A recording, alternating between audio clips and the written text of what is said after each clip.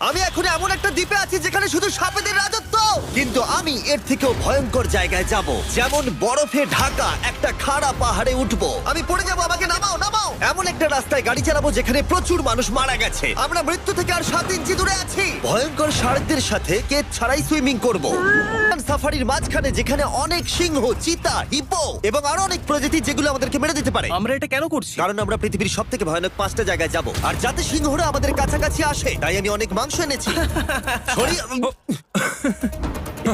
ভাই আমরা বেঁচে ফিরবো তো? কিন্তু আসলে যে কারণে এই জায়গাটা বেশি ভয়ঙ্কর সেটা হলো সূর্য ডুবে যাবার পরে আমরা দেখতে পাই না, কিন্তু ওরা দেখতে পায়।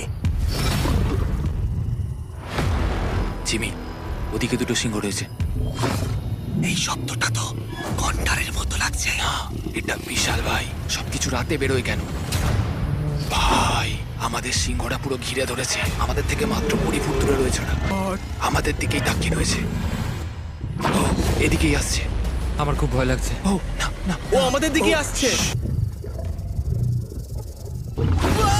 সিংহগুলো আমাদের চারপাশে ঘুরেই যাচ্ছিল। আমরা হয়তো এই ভিডিওটা করতে গিয়ে মারাই যাবো। আর এটা তো সবে শুরু, কারণ এই ভিডিওতে পরের জায়গাগুলো আগের জায়গার থেকে আরো অনেক বেশি ভয়ানক হতে চলেছে। শেষে থাকবে এমন একটা দ্বীপ যেটা সম্পূর্ণ বিষাক্ত সাপে ভরা। আর এবার আমরা আইস ক্লাইম্ব করব একটা বিশাল ভয়ানক ঠান্ডায় জমে যাওয়া জলপ্রপাতে। সবাই তৈরি হয়ে নাও, এবার একটা দারুণ অভিজ্ঞতা হবে। এই হেলিকপ্টারটা এখন ফিরে যাচ্ছে। আমার জীবনে করা এটা সবথেকে ভয়ানক জিনিস। আমার জন্য প্রার্থনা করো। জিমি, তুমি চাও আমরা এই পাহাড়টায় চড়ে ওপরে উঠি? হ্যাঁ, এটা অসম্ভব। সত্যি কথা বলতে আমার মনেই হচ্ছিল না এটা আমরা করতে পারবো। তারপর নোলানের সাথে যা হলো তাতে আমরা আরো বেশি ভয় পেয়ে গেলাম। আমি পারবো না বন্ধুরা, একটু দাঁড়াও। আমি বেরিয়ে যাচ্ছি, আমি পারবো না। তুমি হাল ছাড়তে পারো না। না, আমি পারবো না। ও জিমি, নিচের দিকে দেখো না। ও মাই গড। যত উঠছি তত